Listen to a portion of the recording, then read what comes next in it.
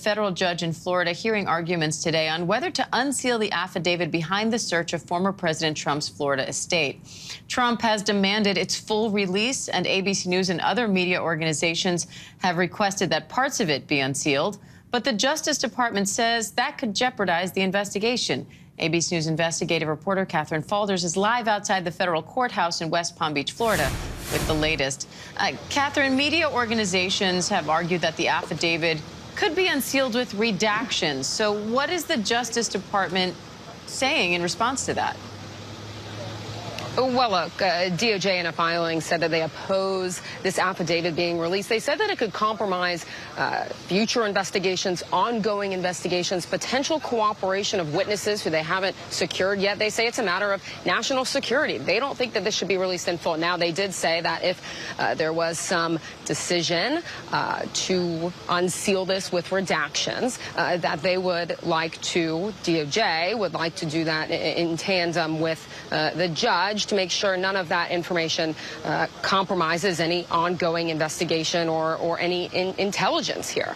Look, news organizations say that we want this public. There are arguments in court that that we're willing to have redactions, for example, here. But given the public nature of this case, that Trump himself announced the warrant on his home. You heard the Attorney General come out and say that this was unprecedented, and there's been lots of public discussion about it. So that's why the warrant was released. That's why the accompanying documents were released with the materials that were taken from Trump's home. So, of course, this is the argument to have the affidavit, or at least portions of it, released to the public. So how long before we get a ruling on this, and what are the different ways this can play out?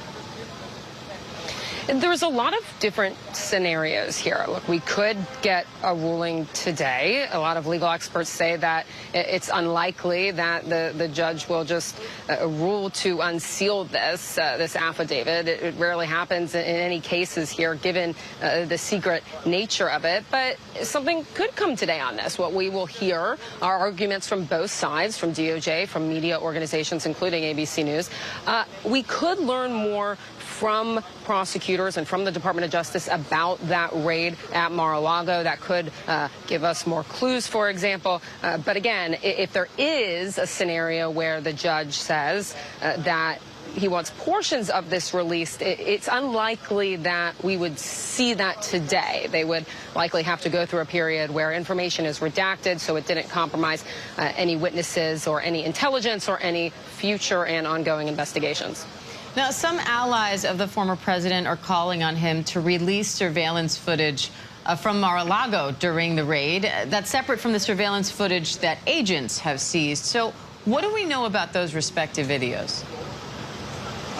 Yeah, so the video that agents have seized from Mar-a-Lago came in response to a subpoena that was issued to the Trump Organization in June. That subpoena requested video from Mar-a-Lago, 60 days worth of video, we're told, specifically related to the surveillance of these materials, of these boxes, once DOJ learned that there were more materials there. Now, that video is in the possession of federal investigators.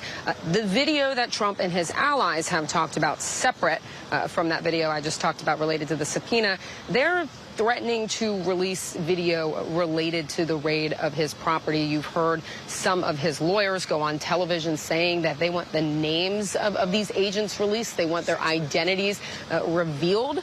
That is essentially the argument that his attorneys are making on television. So this video that they're referring to is the video that's specific to the raid of his house with those federal agents that occurred. Now, we know DOJ has said that they've expressed concern, not specifically about this video, for example, but they've expressed concern about warrants being released with names of agents on them because they're concerned about their safety.